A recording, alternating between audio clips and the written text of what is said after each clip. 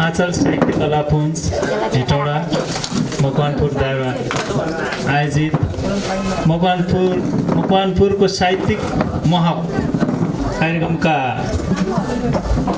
अध्यक्षज्यू, विशेष गरी यो श्यामप्रसाद शर्मा स्मृति पार्कको स्थापना निकै कठिन अवस्थामा यस क्षेत्रमा भयो। धेरै लामो बहस, धेरै लामो प्रक्रियाहरू पुर्याएर यस संस्थाको यहाँ स्थापना भयो। बहस सुरु गरिदिनुको लागि म यो कार्यक्रमका सहजकर्ता सुभाष खनाललाई अनुरोध गर्दै म बिदा हुन्छु। धन्यवाद।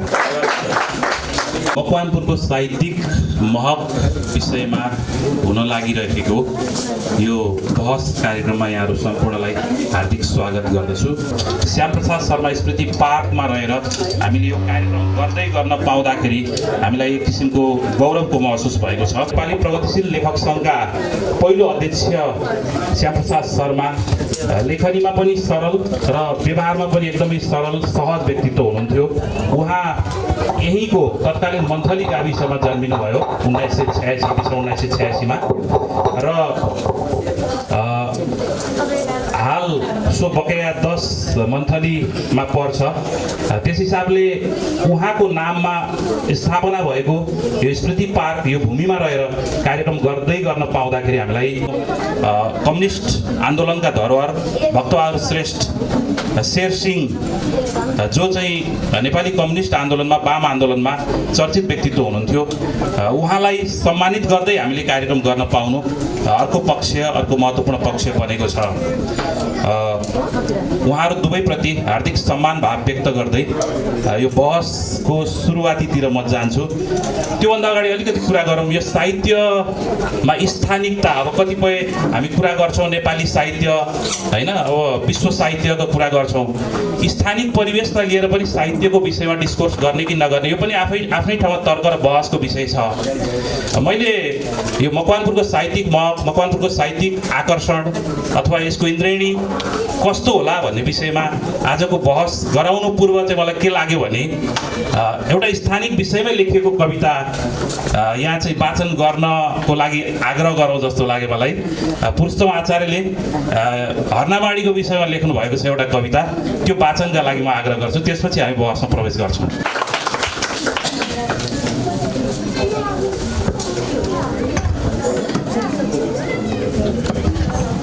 यहाँहरू सम्पूर्ण यो मञ्चतिर फर्किरहनु भएका र मञ्चमा बस्नुभएका सबैलाई हार्दिक अभिवादन र स्वागत गर्न चाहन्छु।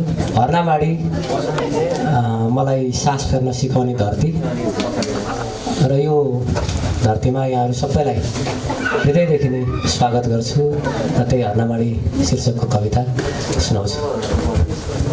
यो मन्दाक्रान्त छन्दमा छ।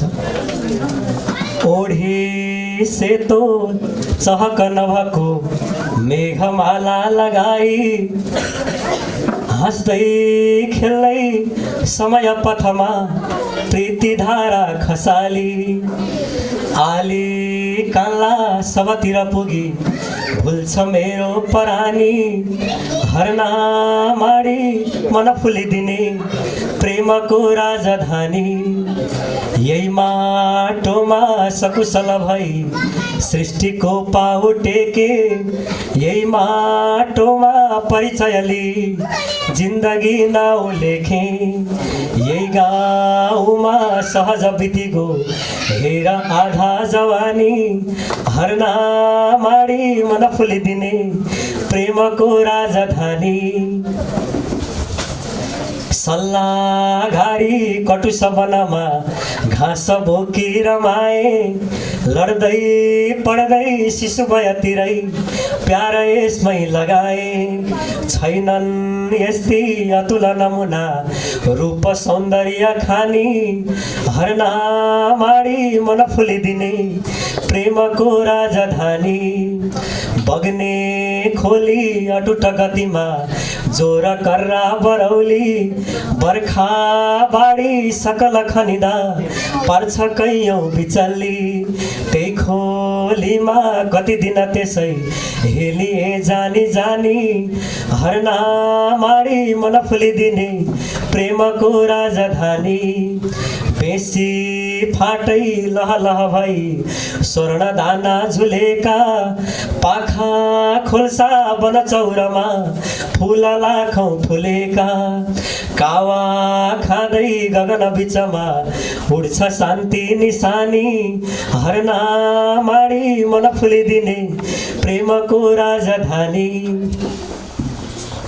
बैरी खेद्ने युगमय घडी माथ यसकै रहेको पुर्खा योद्धा काती समर्पणको गाथा यसमै रहेको पुर्खा काती रगत मसीले लेखिएको कहानी हर्ना माडी मन फुलिदिने प्रेमको राजधानी गुम्बा डाँडा अतिथि जनको प्यार सत्कार गर्ने फर्की आऊ यहीतिर भनी आत्मा मोह भर्ने यही डाँडा नै हर सपनीमा हुन्छ मेरो सिरानी हर्ना माडी मन फुलिदिने प्रेमको राजधानी शिक्षा पाए निरवपनमा ज्योति दैलो पसेर दीक्षा पाए गुरुजनसँगै कर्म साक्षी बसेर पार्छौ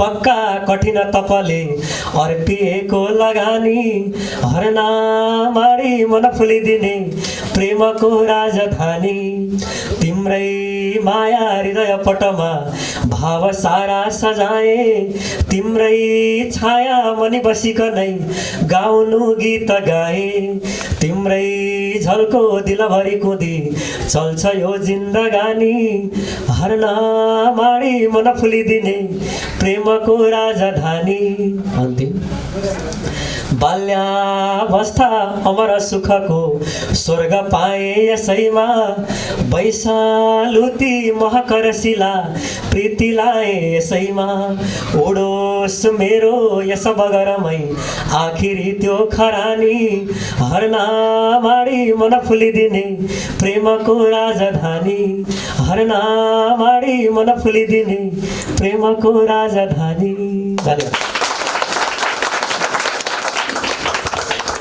धन्यवाद पुरुषोत्तमजीलाई। मकवानपुरको यो साहित्यको विषयमा कुरा गर्दाखेरि आदरणीय निमेश निखिल सरले आफ्नो शोधमा केही कुराहरू उल्लेख गर्नुभएको छ। करिब करिब 1979 भीमफेदीमा लोककवि गणेशलाल श्रेष्ठ अपनाको समाधि उहाँको पुस्तक आएको छ। त्यस्तै विभिन्न मुभमेन्टहरूमा उहाँ लामो समयदेखि क्रियाशील हुनुहुन्छ। अर्का व्यक्तित्व हुनुहुन्छ सञ्जय शाह। बज्जीका भाषालाई स्थापित गर्न उहाँ लागिराख्नुभएका रौतहट बसेर सृजनशील कर्ममा क्रियाशील हुनुहुन्छ। 15 भन्दा बढी पुस्तकहरू प्रकाशित गरिसक्नु भएको छ उहाँले। त्यसै गरी बिना थिङ हुनुहुन्छ आज मसँग, उहाँ पनि पत्रकारिता त्यसै गरी लेखनमा निकै क्रियाशील हुनुहुन्छ। कविता रातो घर उहाँको चर्चित कविता सङ्ग्रह, त्यसै गरी यामुनेर पछिल्लो लेखन उहाँको आएको छ। यस्ता व्यक्तित्वहरूसँग बसेर मैले यो क्रम जोड्न पाउँदा मैले आफैलाई अलिकति भनौँ न गौरवकै महसुस गरिराखेको छु। तारा सरबाट सुरु गर्न चाहन्छु। यो तारा सर कस्तो हुनुहुन्छ भने अलिकति इनर पनि हो, आउटसाइडर जस्तो पनि हो मकवानपुरको लागि। उहाँले लामो समय मकवानपुर गभर्मेन्ट क्याम्पसमा पढाउनु भयो। पछिल्लो समय ट्युमा प्राध्यापन गरिराख्नु भएको छ। मकवानपुरमा रहनु पनि भयो। पछिल्लो समय चाहिँ हुनुहुन्न। उहाँको किताबहरू पनि मकवानपुर बाहिरिएपछि चाहिँ आयो। यस हिसाबले यहाँलाई बुझ्नु पनि भएको छ मकवानपुरलाई, अलिकति बाहिर जस्तो पनि हुनुहुन्छ होइन। बाहिरबाट अथवा यहाँ रहेर मकवानपुरलाई हेर्दै गर्दाखेरि यहाँको महक अथवा यहाँको आकर्षण, मकवानपुरको साहित्यिक लेखनीको आकर्षण, यहाँको लेखनको इन्द्रेणी कस्तो महसुस गर्नुहुन्छ तारा सर? सहजकर्ता मित्र सुभाषजी, मकवानपुर यो अहिले यो भूमि चाहिँ म गोठालो आउने भूमि हो। यहाँ हामी खुब हाँस्थ्यौँ, खेल्थ्यौँ साथीहरूसँग दिनभरि। यो एकदमै यो मेरो लागि स्मरणीय भूमि हो। त्यस पछाडि झन्डै 20 वर्षपछि हामीले अब गोठालो आएको ठाउँमा मूर्तिकला कार्यशाला गऱ्यौँ। त्यो पनि अन्तर्राष्ट्रिय गऱ्यौँ। त्यो अर्को स्मृति पनि विशाल छ। त्यसपछि चित्रकला गऱ्यौँ, त्यसको पनि एउटा अलग्गै विशाल स्मृतिहरू छन्। त्यसका कतिपय कुराहरू अझै टुङ्गो लाउनु पर्ने कुराहरू छन्। सार्वजनिक सुनवाईहरू साहित्यहरू गर्नुपर्ने कुराहरू छ त्यो भविष्यमा हामी गरौँला। ती मेमोरिजहरू मलाई बढी यहाँ आइरहेको छ। तर आज हामी यो मूर्तिकला चित्रकलाहरू भन्दा पनि साहित्यको बारेमा यो विशेष गोठालो लागेको भूमिमा आएर एउटा अतिथि भएर बोल्न लाग्दा यो मालाछाला लाउँदा अलि असहज जस्तो भइरहेछ होइन। अब त्यो बेलाको त्यो गोठालो र अहिले चाहिँ प्राध्यापन क्षेत्रमा त्रिभुवन विश्वविद्यालय अङ्ग्रेजी केन्द्रीय विभागको मान्छे भएर फेरि यहाँ यो गाउँले पनि भएर आउँदाखेरि विशिष्ट लाग्दछ।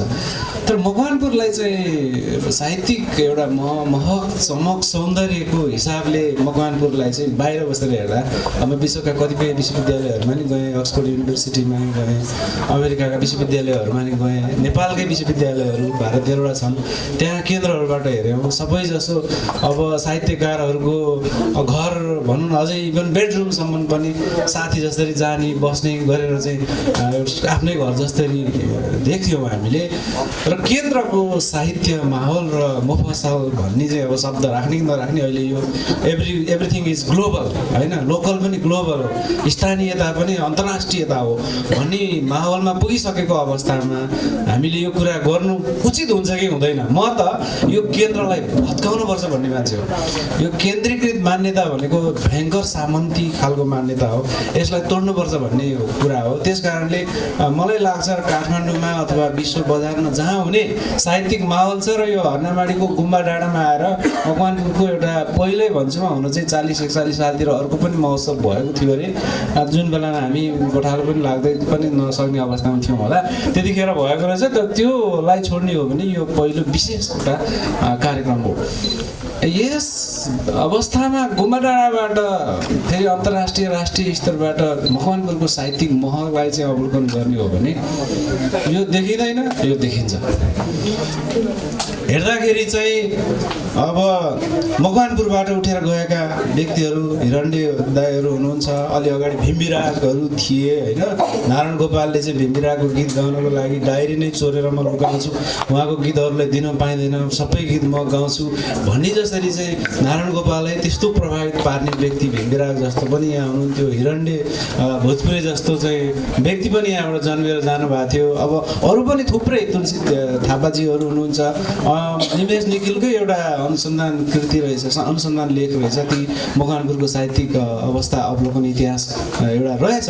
उहाँको हेर्ने हो भने लिस्ट पढ्दा थाकिन्छ, यति धेरै साहित्यकारहरू हुनुहुन्छ, उपन्यासकार पनि प्रशस्तै रहेछन् है।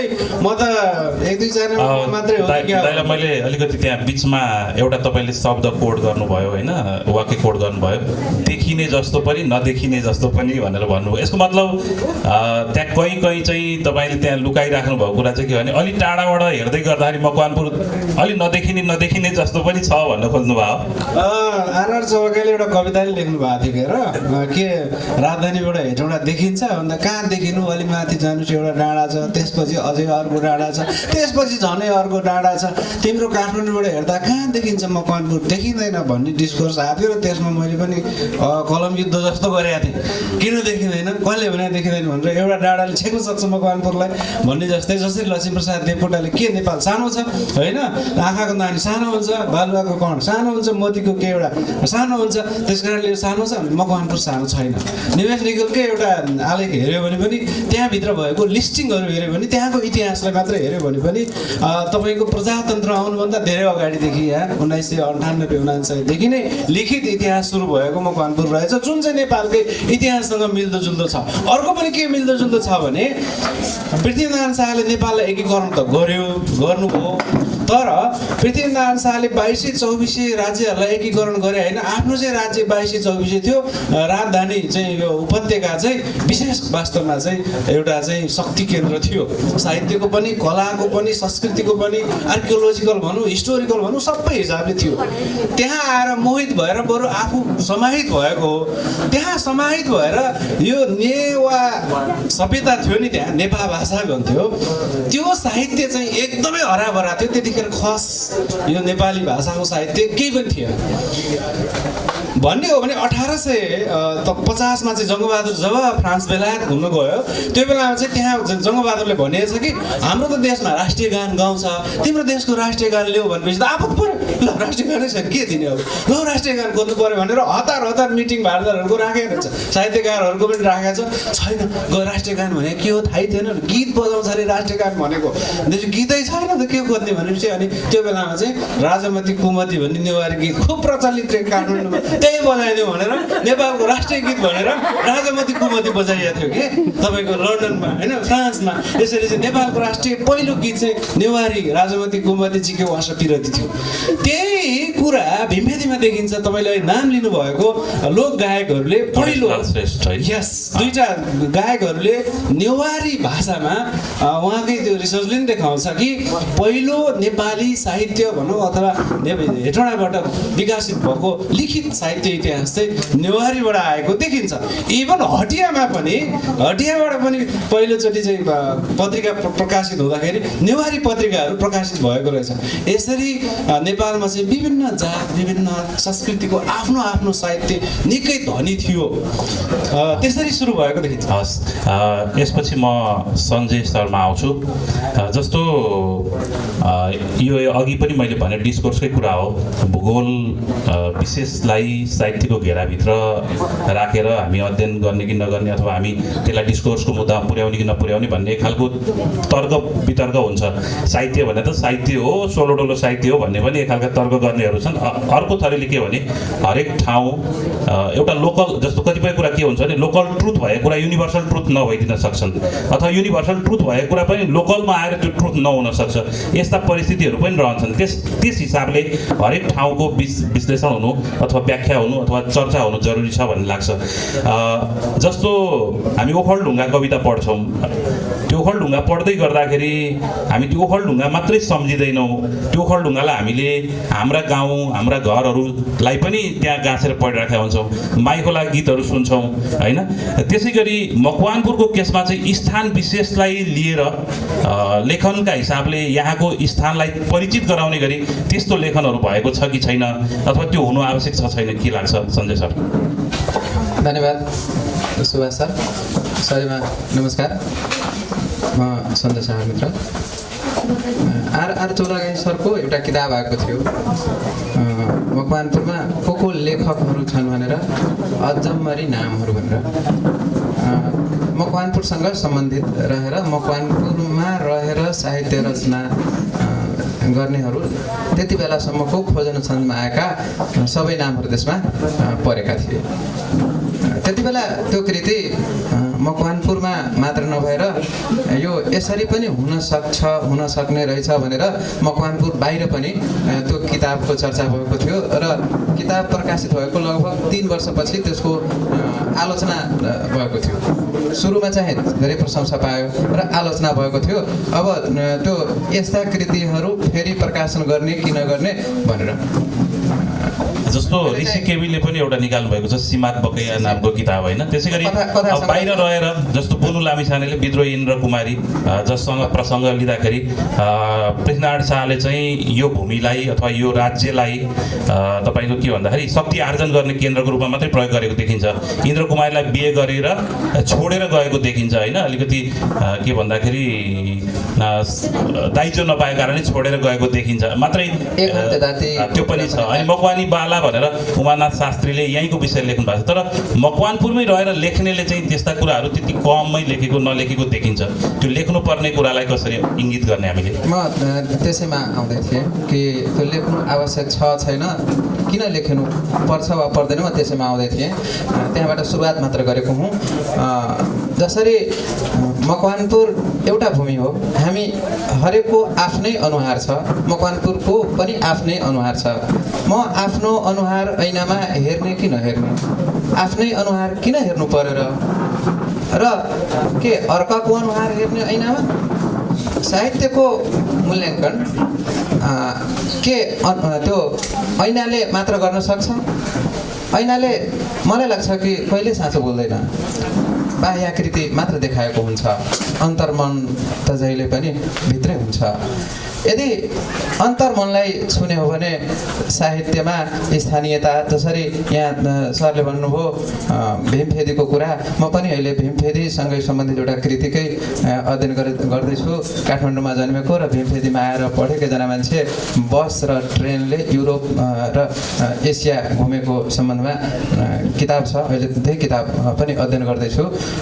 यो सम्बन्धमा मकवानपुरको महक त युरोप र अमेरिकासम्म पनि पुगेको छ र साहित्यको प्रसङ्गमा यहीँको भूमिमा जन्मेर विदेशमा पनि साहित्यिक पत्रकारिता गरेर पत्रकारिता गर्दै अनि यो ठाउँलाई चिनाएको हामीले बुझेका छौँ। र जहाँसम्म 50को दशकलाई, जसरी हिन्दी सिनेमाको 90को दशकलाई उत्कर्ष मानिन्छ, 50को दशक प्रतिभा उत्पादनको दृष्टिकोणले मकवानपुरको भूमि एउटा उचाइको उत्कर्षको थियो उत्पादनको दृष्टिकोणले। र त्यति बेलाका प्रतिभाहरू ग्लोबली आफूलाई चिनाउन सफल छन्। विदेशबाट लेखिने अङ्ग्रेजी भाषामा पनि लेखिने यहाँकै साहित्यले प्राथमिकता पाइरहेको देखिन्छ। यहाँका मानिस यदि साहित्यिक रुचिमा अगाडि बढेर परदेशमा गएर साहित्य लेख्छन् र त्यो नेपाली र अङ्ग्रेजी दुवैमा लेख्छन्, अङ्ग्रेजीको अझ प्रख्यात हुन्छ भने त्यहाँ मकवानपुरको महक छ। अब यो व्यक्तिको विषय भयो र भूमिको विषयमा के लाग्छ भने जसरी जसको शालिगको पृष्ठमा हामी छौँ, श्यामप्रसाद शर्मा बालकृष्ण पोखरेलको भूमि पनि हो। विराटनगरमा रहेर उहाँले जसरी अहिले नेवारीको साहित्यको चर्चा भयो, जसरी यहाँले मलाई बज्जीका साहित्य भाषासँग जोडेर भन्नुभयो, नेपाली भाषाको कुरा आउँदाखेरि भाषाको अनुसन्धान विकासमा बालकृष्ण पोखरेलको नाम अविस्मरणीय नै छ। र उहाँ यही सम्भवतः 52 फागुन 12 गते हुनुपर्छ छतिवनमा झरना साहित्यिक परिवारले उहाँलाई सम्मान गरेको थियो, अभिनन्दन गरेको, सम्मान गरेको कुरा। र उहाँ मञ्चबाटै के भन्नुभएको थियो भने यो भूमि नभएको भए म कहाँ हुन्थेँ, के भूगोललाई बिर्सन सकिन्छ र? अब पक्ष आउँछ यो व्यक्तिलाई सन्दर्भलाई छाडेर साहित्यमा यो कसरी आउँछ, आउनुपर्छ कि पर्दैन? मलाई लाग्छ साहित्यमा आउने दुईटा पक्ष हुन्छ। 25 चैत 2055मा हामी एउटा टोली चितलाङ पुगेका थियौँ। त्यसपछि ठुलो साहित्यिक कार्यक्रम भयो भएन त्यो चाहिँ सम्झना भएन। तर गत वर्षसम्म मकवानपुरबाटै प्रकाशित कृतिहरूमा त्यो गोष्ठीको चर्चा निरन्तर भइरहेको छ। त्यो मकवानपुरबाटै प्रकाशित कृति अहिले भने र काठमाडौँबाट पनि प्रकाशित कृतिहरूमा संस्मरणमा धेरै चाहिँ लामा र राम्रा कृतिहरूमा पनि आएको छ। त्यो पनि मकवानपुरको महक हो। कालजयिता स्थानीयताले पनि विश्व परिवेश दिएर गर्छ। नयाँ अनुभूति जब हामी कतै लिन्छौँ, हामीलाई सामान्यभन्दा जब विशिष्ट अनुभूति हुन्छ, त्यो विशिष्ट अनुभूति भूगोलकै कारणले पनि आउँछ। म गरुडामा आफ्नो ठाउँमा कसैलाई निम्त्याउँछु भने भन्छु कि यदि यहाँ आउनु छ भने कटिया खाएर जानुहोस् एउटा, म झापा पुग्छु भने एउटा एकचोटि त भक्काको स्वाद नलिकन के फर्किनु जस्तो लाग्छ। यी कुराहरू साहित्यका विषयवस्तु हुन् र यस कारणले स्थानिकताले अथवा स्थानीय परिवेशले साहित्यमा थप विशिष्टता थप्छ भन्ने यहाँको तर्क होइन?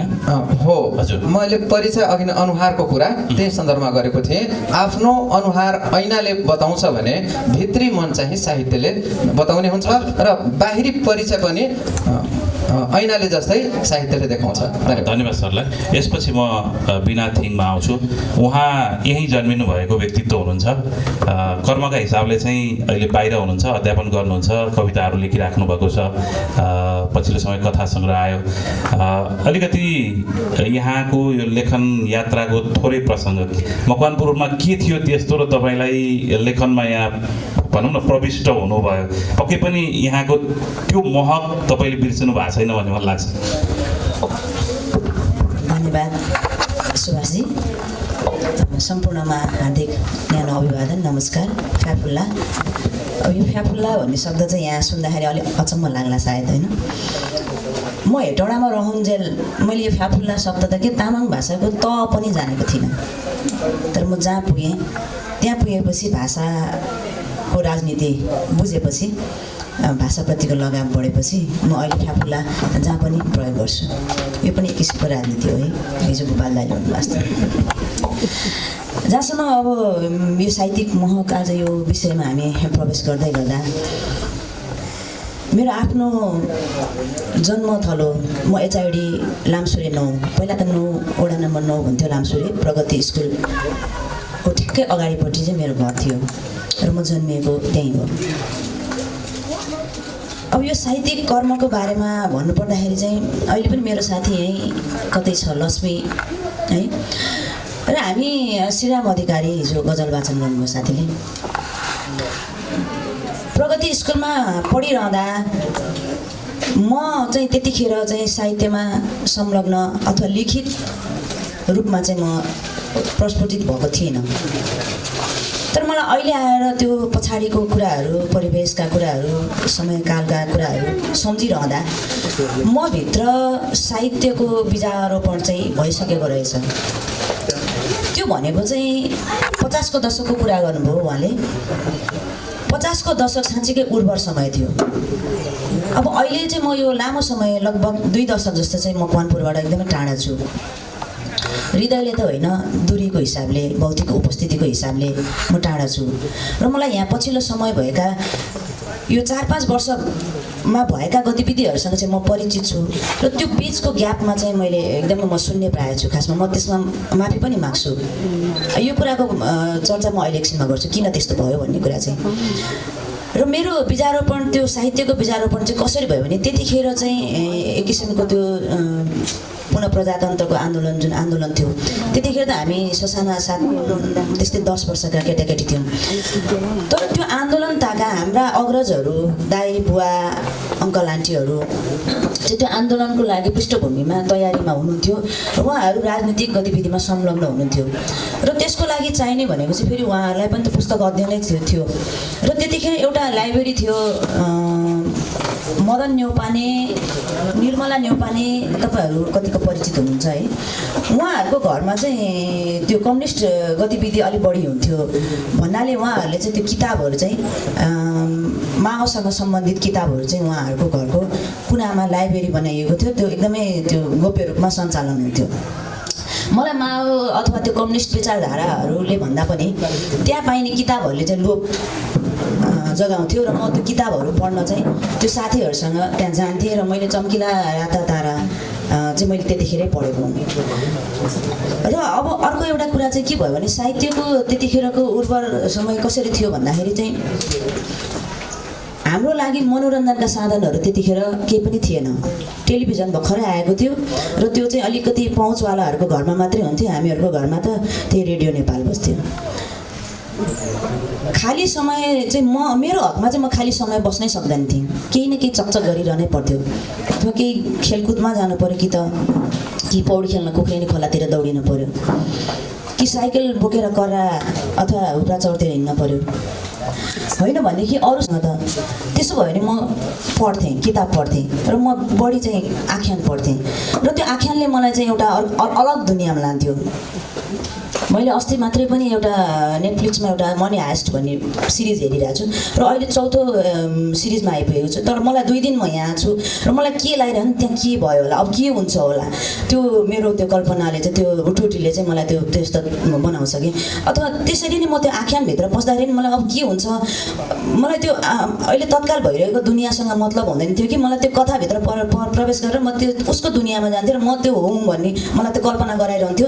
त्यसले मलाई चाहिँ आनन्द दिन्थ्यो। म प्लेजरको लागि पढ्थेँ त्यतिखेर, अथवा मेरो शून्य समयहरूलाई म प्रयोग गर्नलाई पढ्थेँ।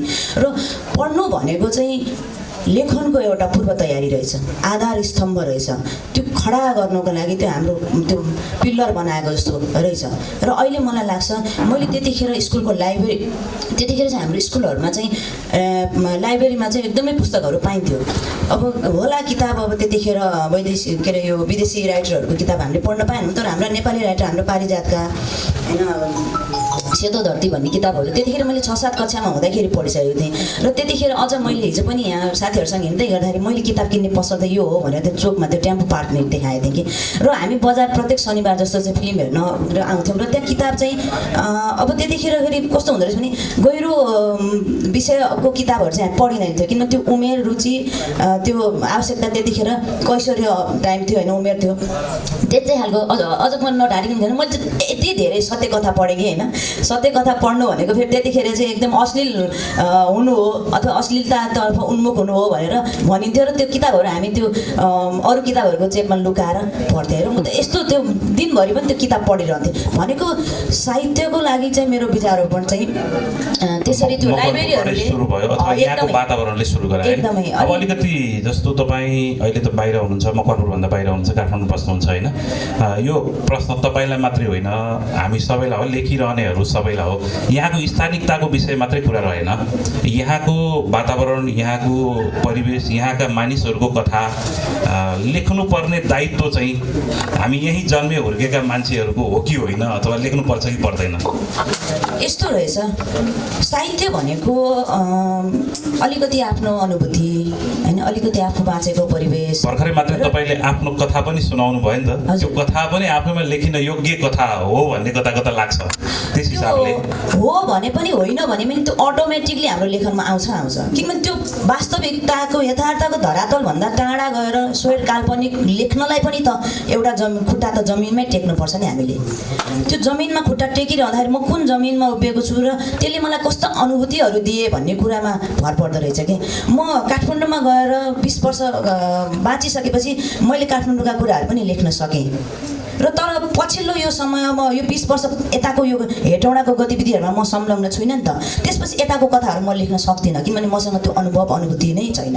तर मैले जस्तो याम्बुनेरमा लेखेको छु, सिको 5 घडीमा लेखेको छु, गङ्गारामको साइकलमा। हिजो मात्र प्रणेताजीले मलाई भन्दै तपाईँको त पर होला, साइकल चढेर आउने ठाउँ होला है, योभन्दा पर भन्नुभएको थियो। मैले त्यसमा चाहिँ रातो माटेको परिवेश लेखेको छु र रातो माटेदेखि त्यो चुरेको जङ्गल हुँदै प्रगति स्कुलसम्म आउने एउटा सिनारियो मैले त्यहाँ वर्णन गरेको छु। भनेको त्यो मेरो लेखनमा मैले चाहेर होइन कि, त्यो नचाहँदै पनि त्यो आउँछ। र त्यो स्थानीयता चाहिँ मान्छेको लेखनमा चाहिँ त्यो अटोमेटिक स्वतः आउने कुरा हो, त्यसलाई नियतवश लेख्नुपर्छ भन्ने नै छैन। नियतवश लेख्दाखेरि फेरि अलिकति त्यो चाहिँ साहित्य जस्तो नभनिदिन पनि सक्छ होइन। फेरि तपाईँसँगै अलिकति यहीँबाट घुमाउ जस्तो लाग्यो। आँचलले यो खालको कार्यक्रम गरिराखेको छ, हिजोदेखि हामी यहीसँग जोडिएर बृहत साहित्यिक महोत्सवमा छौँ।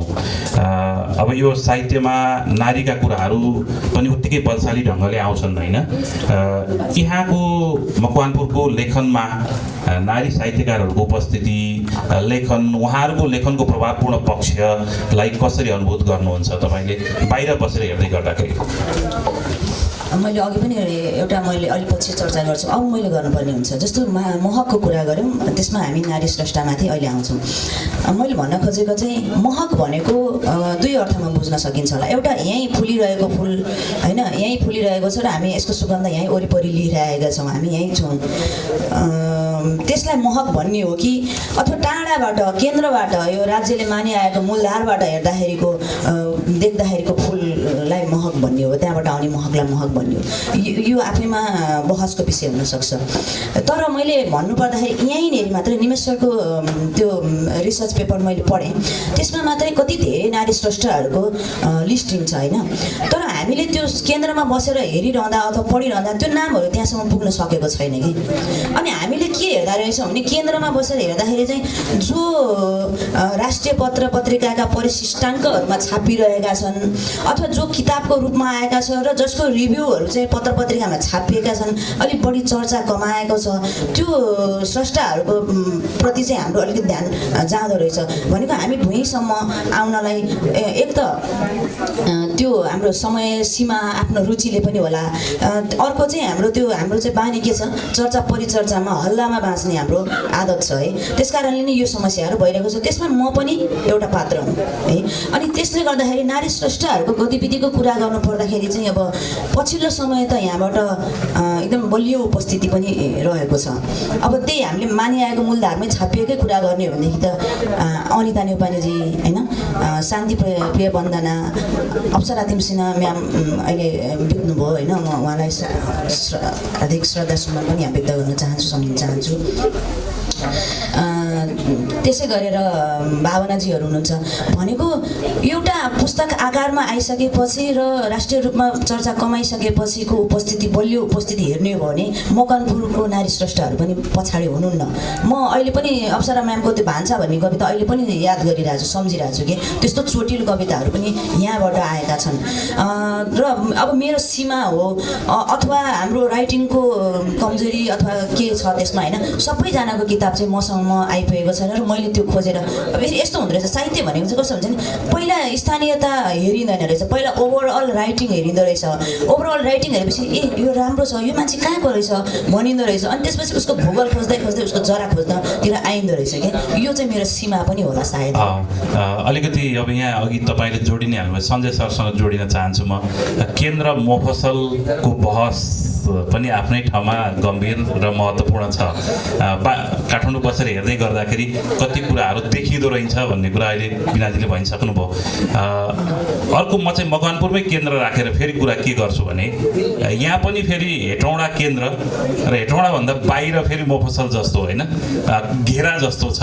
मकवानपुर साहित्यमा त्यो हेटौँडाले गर्ने हो चाहिँ अर्घेले चाहिँ कस्तो देख्नुहुन्छ तपाईँले यो वरिपरिलाई? धन्यवाद।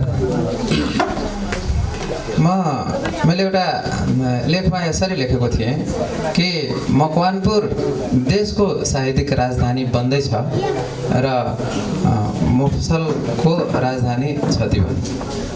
मेरो यो 50कै दशकको अन्तिमतिर लेखेको थिएँ र अहिले यो धेरै हदसम्म यो कार्यक्रमले पनि पुष्टि गरेको छ र मैले लेखिसकेको कुरा पनि गरेँ। यो केन्द्र भन्ने कुरा जहाँ भूकम्प जान्छ त्यो इपी सेन्टर मुख्य केन्द्रबिन्दु भयो। केन्द्रबिन्दु र केन्द्र फरक हुनुपर्छ।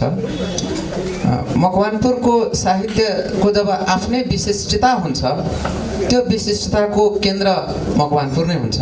त्यो होला इपी सेन्टर, सम्पूर्ण साहित्यको इपी सेन्टर त्यो होला। त्यो आफ्नै सुविधा छ, आफ्नै किसिमको हक छ।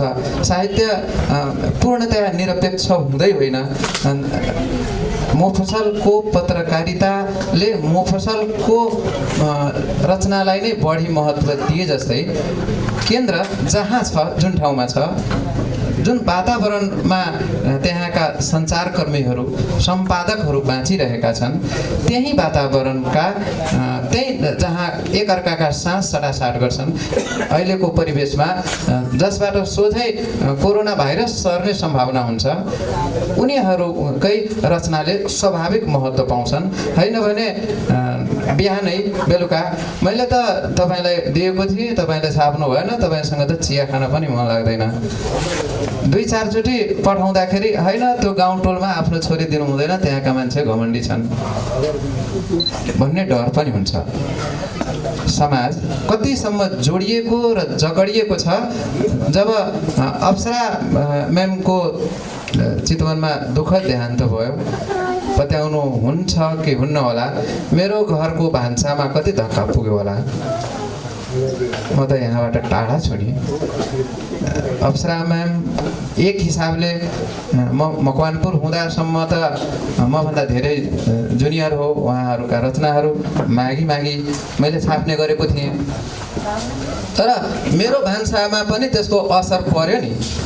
अब यो उहाँ त बित्नुभयो एउटा महामारीको कारणले, र पनि मेरो भान्सासम्म असर पर्नु भनेको यसलाई त्यो चितवनको अथवा मकवानपुरको मात्र भन्ने कि रौतहटको? त्यति बेला त हामी 2 नम्बरी थियौँ, फितकौलीमा 2 नम्बर आएको छैन, प्रदेशले नाम पाएको थियो हैन। अनि बागमती यो भइसकेको थियो, अथवा एउटा प्रदेशबाट अर्को प्रदेशमा राष्ट्रिय रूपमा लिने कि नलिने? यसरी यो स्थानीय कुराहरू राष्ट्रिय परिवेशमा जोडिन्छ अथवा जति शक्तिशाली हुन्छौँ त्यसै अनुसार ध्यान आकृष्ट हुन्छ। सरमा पुगेँ, तारलाल सर, विधागत कुरा गरौँ मकवानपुरको होइन। विधागत लेखनीको अवस्था हेर्दै गर्दाखेरि चाहिँ कविताको टेन्डेन्सी यहाँ एउटा लिगेसी छ। भीमविरागदेखि आउँदै गर्दाखेरि आराध चौलागाई, त्यसपछि निमेष तिकिल, साम्बर ढकालहरूको एउटा कविताको चाहिँ लिगेसी देखिन्छ। अरू लेखन भनौँ न, अरू विधागत लेखनीको अवस्था चाहिँ अलिकति के कसो हो भने जस्तो केही छोटा नामहरूको सङ्ख्या बन्छ, त्यसपछि बन्दैन जस्तो छ। यो मकवानपुरको यो होइन विधागत लेखनीको अवस्थालाई चाहिँ कसरी हेर्नुहुन्छ? भुटान शरणार्थी क्याम्पमा जाँदाखेरि यति धेरै गजलकार, यति धेरै कवि देख्थेँ क्या म त्यहाँ। 2-3 दिनसम्म पनि कविता वाचन हुन्थ्यो शरणार्थी क्याम्पभित्र। त्यस्तै हेटौँडामा पनि घरै पछि कवि छ, गजलकार छ जस्तो देखिन्छ कि छ। हर्नामाडीमा नि हामीले पहिला युग दर्पण भन्ने चलाउँथ्यौँ। अरू खतेडा सर यहाँ हुनुहुन्छ, लक्ष्मण बानिया हुनुहुन्थ्यो, अरू हामीहरू त्यहाँ कम्पिटिसन हुन्थ्यो अध्यक्ष को बन्ने भनेर नि। जे होस् कवि नै कवि थिए, अरू कुनै पनि विधामा त्यहाँ हातबाट लेख्दैन थिए, सबै कवि। कवि भएपछि गीतकार हुन पनि सजिलो, गजलकार हुन पनि सजिलो। अब यो क्वान्टिटी भन्छ नि होइन, अब गुणस्तरता भने पनि यो नम्बर चाहिँ अब धेरै हुनु आफैमा कति राम्रो नराम्रो एउटा कुरा बहसको विषय हो। मकवानपुरको साहित्यिक माहौललाई हेर्ने हो भने पनि कवि चाहिँ अत्यन्त धेरै, गजलकार अत्यन्त धेरै देखिन्छ र यो एकदम फस्टाएको विधामध्येको एउटा हो भन्ने कुराहरू चाहिँ उहाँले भन्नुभएको आरआर दाइको किताब, हाम्रो निमेशजीको रिसर्चहरूबाट पनि त्यो देखिन्छ लिस्टिङहरू हेर्दाखेरि।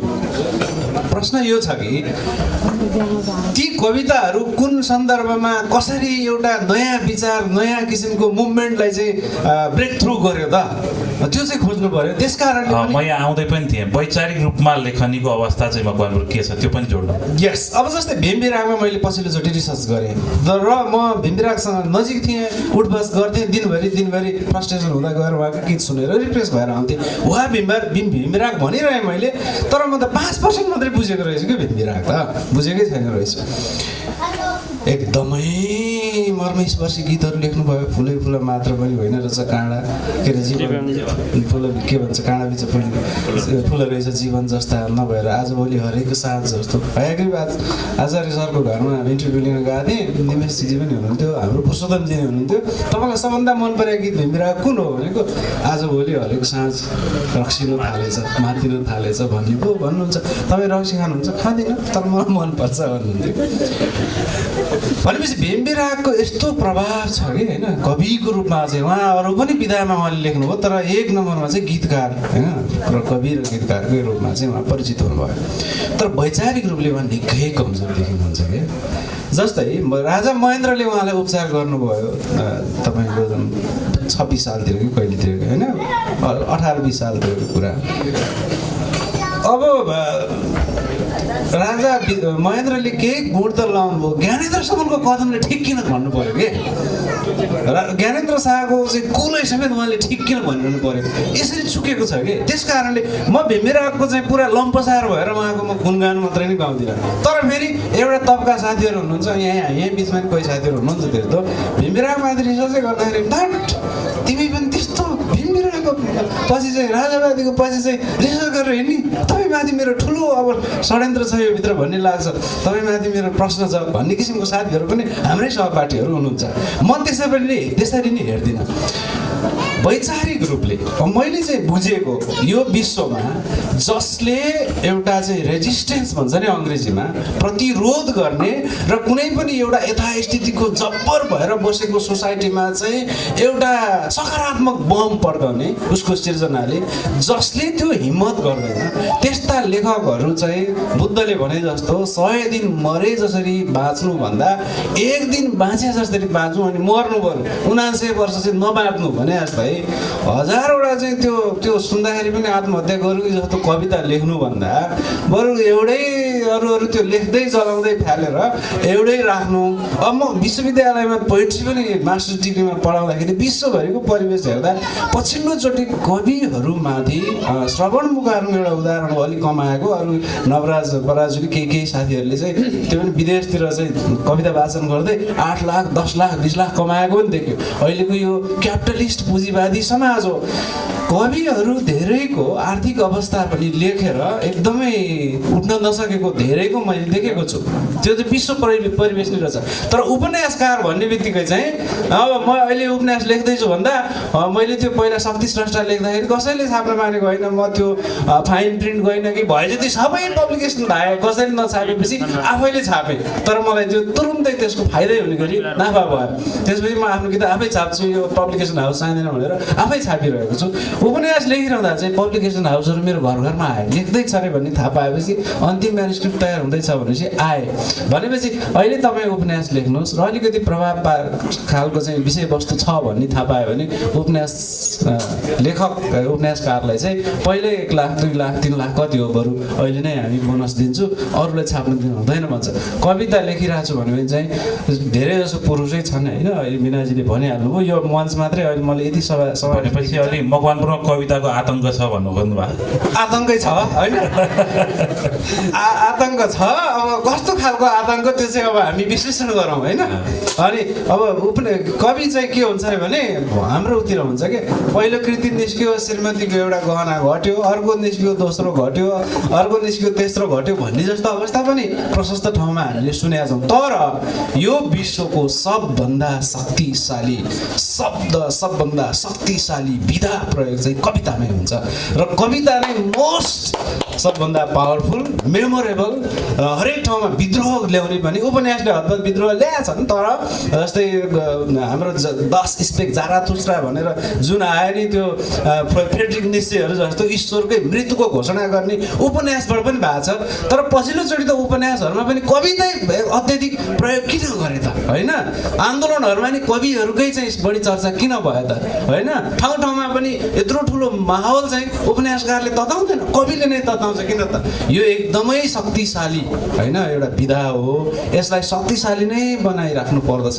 त्यसको लागि हामीले मकवानपुरमा कविताको छ, उपन्यासको पनि रहेछ, अरू विधामा पनि जानु पर्यो भन्ने कुरा हो। प्लस अलिकति भीमविरामाथि तपाईँ अघि केन्द्रित पनि हुनुभयो। यो सांस्कृतिक मेटाफोरहरू हुँदो रहेछन्। कुनै ठाउँ सम्झेपछि पहिलो नाम कुन सम्झिने भन्दाखेरि यहाँ पनि मकवानपुर सम्झियो भने पहिलो नाम चाहिँ कता कता मान्छेहरूले दिमागमा सांस्कृतिक रूपमा सम्झिने नाम चाहिँ भीमविराग हुँदो रहेछ। अब यो मेटाफोर चाहिँ त्यत्तिकैमा टुङ्गिन्छ अथवा बिस्तारै बिस्तारै अरू लिगेज बन्दैछ, के छ मकवानपुरमा? थुप्रै गीतकारहरू पनि छन् है, नभए होइनन्, साहित्यकारहरू पनि छन्। जसरी गीत सङ्गीतमा चाहिँ हेर्दाखेरि गीत सङ्गीतको चाहिँ इतिहासको पनि तपाईँको म्यापिङ गर्दाखेरि नारायण गोपाल अघि र नारायण गोपाल पछि भन्दो रहेछन् होइन। त्यो त्यति ठुलो एउटा मानक बनायो कि नारायण गोपाल भन्ने बित्तिकै धेरै गीत पनि गाएको होइन। त्योभन्दा त तारादेवीले कति गीत गायो, 400-500 गीत गाएको छ। नारायण गोपालको त 100 गीत पनि छ कि छैन होइन, 55 गीत हो कि 100 गीत भन्छ। भनेपछि नारायण गोपाल अघि र नारायण गोपाल पछि भनेर चाहिँ मार्किङ गर्दो रहेछ चाहिँ गीत सङ्गीतको चाहिँ इतिहास। मकवानपुरको नि इतिहास हेर्दाखेरि भीमविराग अघि र भीमविराग पछि जस्तै देखिन्छ। भीमविरागलाई चाहिँ एक ठाउँमा टिपेर केही पनि होइन भनेर उता हुत्याउँ, त्यसपछि चाहिँ मकवानपुरको एउटा साहित्यिक इतिहासको कुरा गऱ्यौँ भने निकै एउटा चाहिँ अधुरो महसुस हुन्छ। जस्तै तुलसी थापाले लेख्नुभयो एउटा नाटक आयो, त्यसपछि कन्टिन्यू त भएन। अरू पनि थुप्रै उपन्यासकारहरू निस्के, मैले पनि एउटा लेखेँ, एउटा उपन्यास आयो त्यसपछि त सुते, धेरै सुतेको देखिन्छ होइन। अब भीमविरागले चाहिँ कन्टिन्युअस निरन्तर यस्तो कालजयी गीतहरू दिएको देखिन्छ र त्यो स्वर सम्राटको सम्झना भन्ने निमेशजीले चाहिँ त्यसलाई चाहिँ निबन्धमा राख्नु भएको छ। खास त्यो चाहिँ निबन्ध भन्दा नि संस्मरण होइन, त्यो चाहिँ एउटा संस्मरण। अर्को चाहिँ त्यो जीवनी जस्तो नारायण गोपालकै बढी आफ्नो र नारायण गोपालको यो दुई व्यक्तिको जीवनी जस्तो नै छ त्यो होइन, लाइफ राइटिङ जस्तरी। अब यो हिसाबले हेर्दाखेरि भीमबिराको त्यो एकदमै मास्टरपिस पनि हो। उहाँ निवेश पनि त्यही भन्नुहुन्छ, स्वर सम्राटको सम्झना नै भीमबिराको सबभन्दा बेस्ट कृति हो। मैले पनि उहाँको सबैजसो भेटेको कृति पढ्दा यति मजाले लेख्नु भएको छ। त्यो सानो किताब छ, मलाई लाग्छ मकवानपुरको अहिले स्मरण गर्न लागेको एउटा किताब त्यो पनि हो। अरू त्यसपछि नि छन्। हजुर, तपाईँलाई धन्यवाद। हामी करिब 45 मिनट जति बहसमा केन्द्रित भइसकेका छौँ। अब 8-10 मिनटमा सिद्ध्याउँछौँ। पेटले पनि अब एक ढङ्गले आवश्यकता कति पाउनुहुन्छ? यहाँको लेखनले जात धर्म लिङ्गका पक्षहरूलाई समावेशी ढङ्गले कति प्रस्तुत गरेको छ? धन्यवाद। म 2-3टा कुरा जोडेँ अत्यन्त संक्षेपमा। पहिलो त जसरी अघि कविताको कुरा आएको थियो, अरू विधा तुलनात्मक कमजोर हो कि कविता विधा धेरै यसरी फस्टाउनुमा मेरो पनि दोष छ कि जस्तो मलाई लाग्छ। जतिखेर कुराकानीको सम्पादन गर्थेँ 1 पृष्ठ दिनु पर्ने, सकेसम्म कवितै छाप्नुहुन्थ्यो बढी, सकेसम्म बढी कविता छापियोस् भन्ने लाग्थ्यो। र 12-14 र साना पायो भने 25-30वटासम्म कविता छाप्थेँ र त्यो कविता सम्बन्धित जे ठेगाना दिएको छ सम्बन्धित ठाउँमा पुर्याउँथे। एउटा दोष त्यो पनि हो जस्तो मलाई लाग्छ। म चाहिँ समालोचना अरू विधा लेख्ने र म पनि हेटौँडा छोडेर गएँ। मकन छोडेर गएपछि पनि अलिकता कमजोर भएको हो कि जस्तो मलाई चाहिँ अहिले पछिल्लो चरणमा लागेको। र दोस्रो कुरा यहाँसँग जुन अहिले आयो समावेशितामा, र यो मञ्च हेर्दाखेरि पूर्वबाट हेरौँ खसारे, तामाङ, मधेसी र नेवार, मकवानपुरको महकमा व्यक्तिक दृष्टिकोणले साहित्यकारको हिसाबले लगभग यो रूप पहिलेदेखि नै छ है। लैङ्गिक दृष्टिकोणले पनि सहभागीमा हामीले देखि नै रहेका, जस्तो कि शक्तिशाली रचनाको दृष्टिकोणले लैङ्गिकताको कुरा पहिले रचनामा पर्याप्त कृतिहरू महिलाबाट पनि महिलासँग बस्ने र समाजको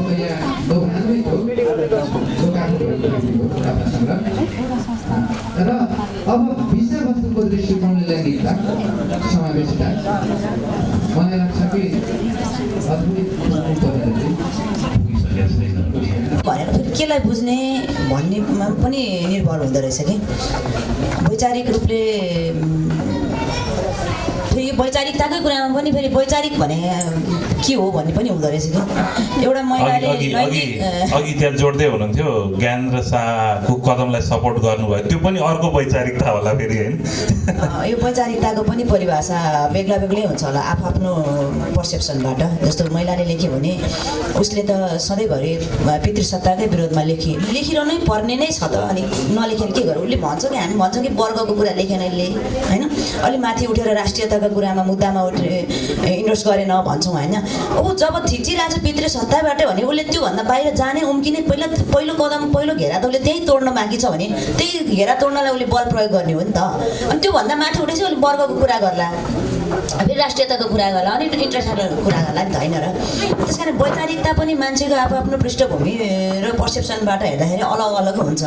अब यो शक्तिको कुरा गर्दाखेरि पनि मैले शक्ति केलाई मान्ने? एउटा महिलाले महिलाका मुद्दामा लेख्नु शक्ति हो कि महिलाले समावेशिताको कुरालाई इन्ट्रोड्युस गर्ने शक्ति हो कि अथवा हाम्रा मुक्तान थेवाहरू जो मकवानपुरबाटै छन् उनको कवितामा कला छैन तर विचार छ भनेर आरोपित पनि भइरहेका छन् तिनी, उनका कवितालाई शक्ति मान्ने हो कि? यो कुरामा चाहिँ त्यो आधार हुन्छ। तर शक्तिको हिसाब मेरो नजरले हेर्दाखेरि चाहिँ जस्तो भीमबिराकै कुरा गर्दाखेरि एक तत्कालले त उहाँलाई त कहिले आजीवन होइन, यो अबको 100 दशकमा पनि बिर्सिन सक्नुहुन्न नि। मान्छेले साहित्य अथवा गीत मनोरञ्जन अथवा प्लेजरको लागि पनि सुन्छन्, अथवा आफ्ना दुःख दर्दका सम्बोधनलाई पनि त आफूले महसुस गर्ने हो नि त। सधैँभरि विचारलाई मात्रै फेरि सधैँभरि त मान्छे 24 घन्टामा 24 घन्टा चाहिँ विचार प्रगतिशील त भइरहन सक्दैन होला नि।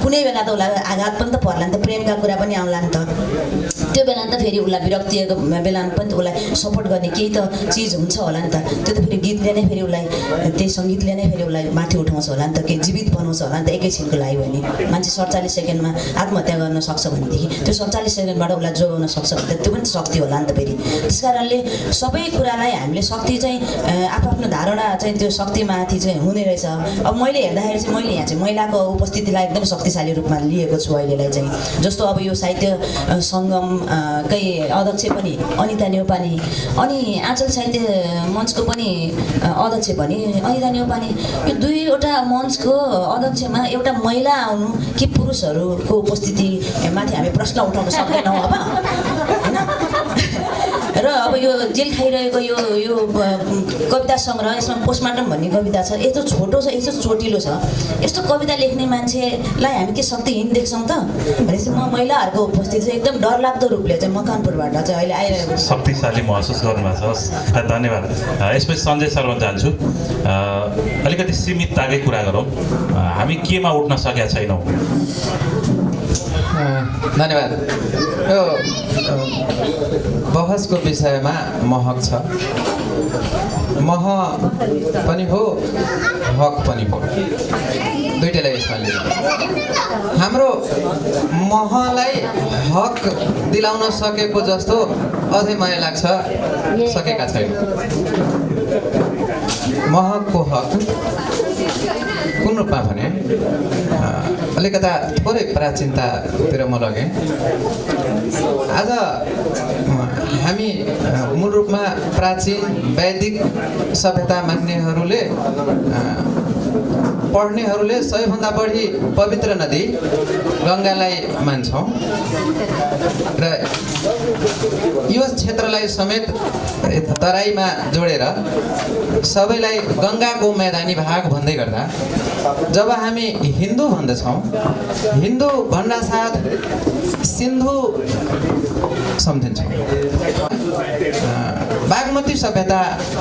बागमती सभ्यताको नाउँमा काठमाडौँको बढी मात्रामा पशुपति र आर्यघाट सभ्यता भित्रिएको छ मकवानपुरको महक कुरा गर्दा यो मकवानपुरको यो सभ्यताको दृष्टिकोणले साहित्यिक हक कतिको हुन्छ मेरो चाहिँ एउटा कृति छ छठ पबनी उद्भव र विस्तार त्यसमा मैले चाहिँ मकवानपुरको कुरा उठाएको छु साहित्यमा त्यस प्रकारको उपस्थिति हुनु जरुरी छ मैले त्यसमा उठाएको कुरालाई प्रज्ञा प्रतिष्ठानको अहिले पछिल्लो जुन एउटा किताब आएको छ प्रज्ञा आधुनिक प्रज्ञा लोककथा सम्बन्धमा त्यसमा शीतल गिरीले कथात्मक रूप दिएर हेटौँडा हिडिम्बिकाको प्रसङ्ग उठाउनु भएको छ मैले यो तु खबरमा पनि थुप्रै पटक लेखिसकेको छु अरूहरूमा पनि लेखेको छु जसरी यो ठाउँभन्दा अलिकता तल यो समथर किन भयो भन्ने सम्बन्धमा यही क्षेत्रमा एउटा किंवदन्ती छ 2050मा हेटौँडा नगरपालिकाले प्रकाशन गरेको स्मारिकामा पनि यो कुरा आएको छ र म तीबाट थाहा पाएको थिएँ हेडम्बाको अलिकति भनौँ न अर्को रूप हेटौँडा बनेको होइन हो अहिले बिहान होटलबाट निस्किँदै गर्दा म्यामलाई भनेको पनि थिएँ के सम्भव छ भने जाउँ यो हेटौँडा भन्ने नाम जसको बाट परेको छ उनको मन्दिर छ अब त्यो मन्दिरमा त्यो व्यक्तिको पूजा जुन रूपमा हुन्छ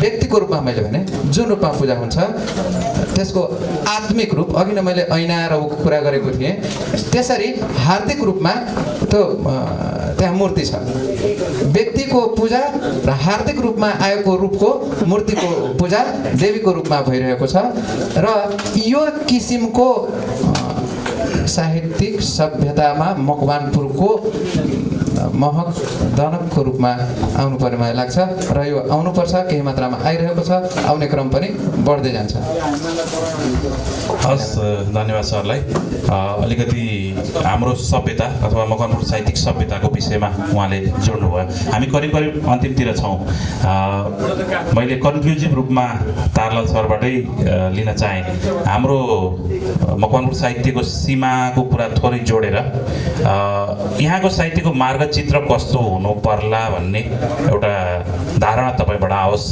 छोटोमा बढीमा 5 मिनटभित्र भन्छु। म अनुसन्धानमा रुचि राख्छु, त्यही भएर म अनुसन्धानको क्रममा भेटेको केही तथ्यबाट मेरो यो कुरा राख्छु। सीमितता र शक्तिमै, अब सीमितताको एनालिसिस गर्दा नि शक्तिमा गएर टुङ्गिन्छ। म फेरि भेम्बिरागसँग जोड्छु, किनभने मैले भर्खरै त्यसमा रिसर्च गरेको भएर। भेम्बिरागलाई महेन्द्रले एउटा उपचारको लागि जति सदा सहायता देखाउनु भयो, त्यस पछाडि उहाँ प्रभावित हुनुभयो। ठिक छ, त्यो ठाउँ एकचोटि महेन्द्र सहित राजा महेन्द्र समेत चाहिँ उपस्थित हुने गरी चितवनमा चाहिँ तपाईँको ढुङ्गाहरू राखेर ढुङ्गामाथि कवि गोष्ठी भएको रहेछ महेन्द्रको मृत्यु अगाडि। मृत्युपछि त हुने कुरा नि भएन। त्यसपछि राजा महेन्द्र आएको, राति बत्ती बालेर झलल्ल चाहिँ कवि गोष्ठी। त्यस कारणले कविताको शक्ति छ भनेको महेन्द्रले कनि गोष्ठी भए पनि कसैका छन् सुनका थाली, कसैका छन् पात खाली भनेर कविता गरिब दिन दुखीको कम्युनिस्ट भन्दा नि महाकम्युनिस्ट जस्तो लेखेका देखिन्छ। कविताको शक्ति छ कि होइन।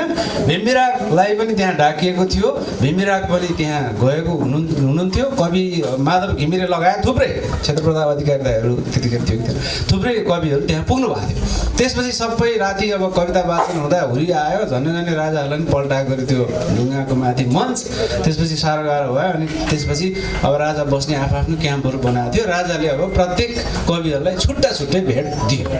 मैले रिसर्चबाट खोजेर भेटेको कुरा हो, म अझै यसमा थप अध्ययन गर्दैछु। त्यसपछि अब राष्ट्रकवि माधव घिमिरेलाई भेट्न डाकेपछि जग्गा पाऊँ भनेर भनेपछि चितवनमा कति हो 20 बिघा कति जमिन बक्सिस पाएको देखिन्छ होइन। त्यस्तै हेटौँडामा पनि पाएको भन्ने मैले उदाहरण पाएँ। केही कविहरूले कसैले नगद पाए, कसैले पद होइन, कुनै मलाई चाहिँ यस्तो किसिमको जागिर पाओस्, कसैले मेरो घर बन्दैछ मलाई नगद दियोस् भन्यो। भेम्बिरागले मान जाँदा चाहिँ अब मलाई अस्ति कति वर्ष अगाडि उपचार गरेर मैले हिँड्न हुने भएको छ, अब म के माग्नु, मलाई के चाहिँदैन भनेर फर्केको अरे। त्यसपछि बाहिर अब सब कविहरू एक ठाउँमा बसेर छ। अब कविहरू पनि खानपिन गर्छन्, साह्रै उदण्डै जात हो यो कवि भन्नेहरू पनि होइन। साझा भएपछि ओहो आफ्नै किसिमले स्वतन्त्र साडी जस्तै नि गफिन्छ नि कविहरू होइन। अब गफ्यो, अब कसले के पायो, कसले के पायो हिसाब किताब गरिरहेको थियो। भेम्बिरागले त केही पाएन अरे, किन भन्दा उसले म केही चाहिँदैन भने अरे भन्यो। सुन्यो सबले उसले बिल लाग्यो, महाराजले यत्रो कुरा बक्सिस दिन लाग्दा नि केही चाहिँदैन भनेर चाहिँ उसले बिल्ली लगाएको भन्ने कुरा मैले पत्ता लगाएँ। भनेपछि भेम्बिरागले पछिल्लो चोटि दरबारबाट के पायो त मलाई थाहा छैन। एउटा स्रष्टा चाहिँ सफा मनको एकदमै ऐना टिलिक्क कोली लाएर पुसेको जस्तो हुनुपर्छ, 2 अनुहारवाला हुनुहुँदैन भन्ने लाग्छ। एउटा भेम्बिरागले रक्सी खान्थ्यो, रक्सीकै लेख्यो। घाटमा गएर नारायण गोपालसँग लट्ठै भएर घरमा 2-3 जनाले समाएर लाने गरी पुर्याउँथ्यो, त्यही लेखेको होइन। म एकदमै मेरो जीवनमा रागै छैन भने त्यो बिरागै राखेँ। अब त्यो आफू जे हो त्यो रिफ्लेक्ट गर्यो। 2 अनुहार हिपोक्रेसी भन्छ नि अङ्ग्रेजीमा, यो पाखण्डीपन चाहिँ साहित्यकारले गर्नु हुँदैन। जुन कुरा मकवानपुरको साहित्यकारमा छ कि छैन आफ्नो अनुहार हेरौँ। मकवानपुरको साहित्यकारहरूले पुरस्कारको लागि लबिङ गर्छ कि गर्दैन त्यो पनि आफ्नो अनुहार मम भन्दै हेरौँ। मकवानपुरको स्रष्टाहरूले गुटबन्दी गरेको छ कि छैन होइन, कि त भित्र गर्ने बाहिर गर्ने त्यो पनि ममा भनेर हेरौँ।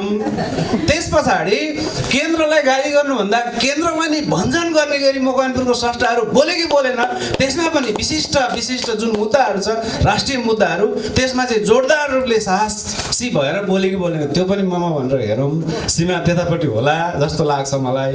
अर्को चाहिँ यो कर्मकाण्डी किसिमको मात्रै कार्यक्रम भन्दा पनि होइन, परे आउँदाखेरि मलाई लाग्छ तपाईँले जुन फर्स्ट व्यक्ति नाम लिनुभयो भेम्पेदीबाट, एउटा हाँसे व्यङ्गको चाहिँ एउटा गोरु बिहा भन्ने तपाईँको कथा आउने बित्तिकै अब तपाईँको पञ्चायतले चाहिँ सेन्सर गर्न खोजेपछि त अर्को त अङ्कै निकालेन रहेछ नि त, साहस त देखिएन नि त होइन।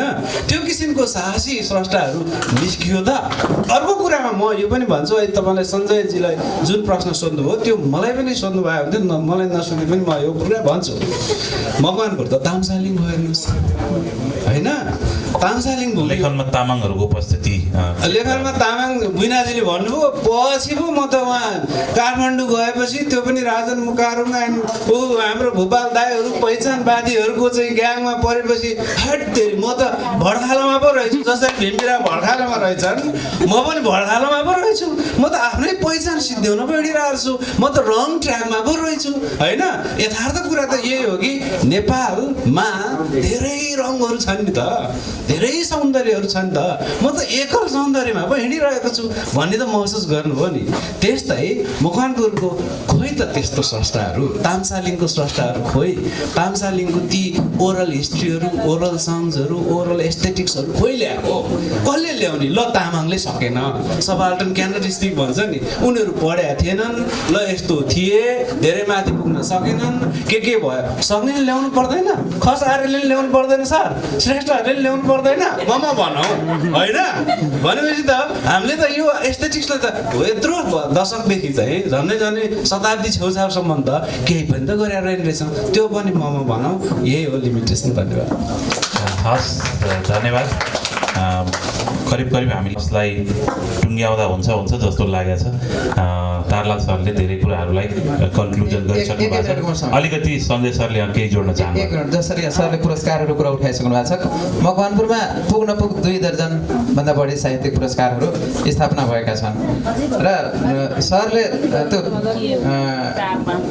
भित्रको कुरा थोरै गर्नुभयो त्यसले पनि मकवानपुरको साहित्यिक महकलाई अझ टाढासम्म पुर्याउन सक्छ हो म तिमीलाई दिन्छु तिमीले मलाई दिने कि नदिने यो कुरालाई चाहिँ कहिले प्रश्न गर्न दिनु हुँदैन यसले पनि मकवानपुरको महकलाई अगाडि पुर्याउँछ धन्यवाद हस् धन्यवाद सरलाई यो पुरस्कार केन्द्रित भएको छ पुरस्कार बहस चाहिँ भएन छ त्यस हिसाबले पनि लास्टमा जोडियो राम्रै भयो हस् यहाँहरू सम्पूर्णलाई धन्यवाद भोक लागिसकेको समय छ लामो समय 1 घन्टाभन्दा बढी हामी बहसमा केन्द्रित भएका छौँ सम्पूर्णलाई धन्यवाद दिन्छु फ्लोरमा केही कुराहरू छन् भने अरुण सरले हात उठाउनु भयो आजको यो मकवानपुरको साहित्यिक महक जुन बहस भइरहेछ र यसमा अलिकति केही नामहरू छुट्यो जस्तो लाग्यो मलाई जस्तो श्याम प्रसाद शर्मा जुन हलमा हामी अहिले बसिरहेका छौँ उहाँ पनि एउटा राम्रो साहित्यकार हुनुहुन्थ्यो र उहाँका अनगिन्ती पुस्तकहरू छन् जो चाहिँ नेपाली समाजको लागि समाज रूपान्तरणको लागि असाध्यै चाहिने छन् ती कुराहरू अलिकति ओझल पर्या जस्तो लाग्यो मलाई एउटा त्यो र अर्को डाक्टर केशव प्रसाद उपाध्याय जो मकवानपुर गढीमा जन्मिनु भएको थियो र उहाँको कृतिहरू चाहिँ यो चाहिँ डिग्रीमा पनि पढाइ हुन्छ धेरै उहाँ समालोचनासँग सम्बन्धित हुनुहुन्छ उहाँको पनि नाम अलिकति प्रसङ्ग नआए जस्तो लागेर मैले यिनै कुराहरू जोड्न खोजेको हो धन्यवाद सर अलिकति ढिलो आइपुग्नु भएको कि जस्तो लाग्यो श्याम प्रसादको बारेमा चाहिँ हामीले जोडेका थियौँ केशव प्रसाद उपाध्याय छुट्नु भएको थियो बालकृष्ण पोखरेल हामीले यहाँ सम्झेका थियौँ केशव प्रसाद उपाध्याय सरले जोड्नु भयो सरलाई धन्यवाद अब हामी कार्यक्रमको अन्तिममा छौँ आजको कार्यक्रममा चियरिङ गरिराख्नुभएका आदरणीय भूपाल दाईको हिजोको राजनीतिसँग सम्बन्धित कुरा पनि आउँदैछ मेरो केही पनि छैन हिजोसँग आजको पुस्तक जोड्ने कुरा चाहिँ एक सन्दर्भले अलिकति मलाई के लाग्यो भने कविताको बहसहरू पनि भयो यो स्थानिकताको कुरा पनि भयो मलाई चाहिँ के लाग्छ जस्तो यो मकवानपुर भयो नि म एकपल्ट जर्मनीमा जाँदाखेरि के अरे बर्लिनदेखि अलिकति मास्तिर ओरानियनबर्गमा हिटलरले ग्यास च्याम्बर स्थापना गरेको त्यहाँ लगभग अलिकति मनोबल कमजोर भएको मान्छेले त्यो दृश्य हेर्न सकिँदैन पुरै मान्छेलाई त्यो ग्यास च्याम्बरमा मान्छेलाई चाहिँ कराईमा तताएर मार्नको लागि राखेको कराई हेजिटी छ सबै राखेको छ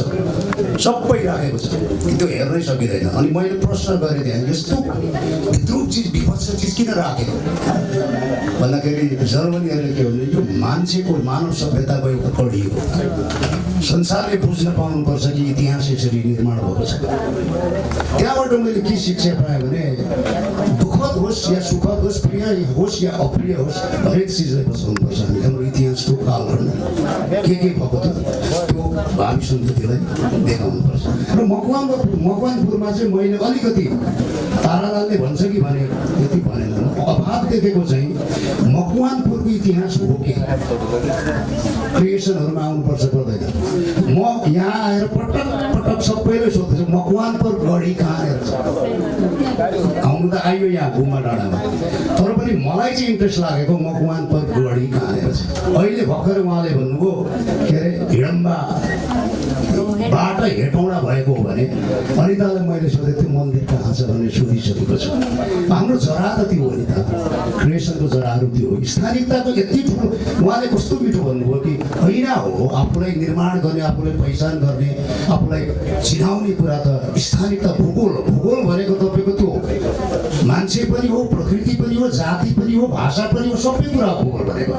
हामी यही भूगोलमा किन उत्पादन, हामी यही भूगोलबाट हामी किन चाहिँ कर्म गरिराखेको छौँ भने यो भूगोल हाम्रो पहिचान हो।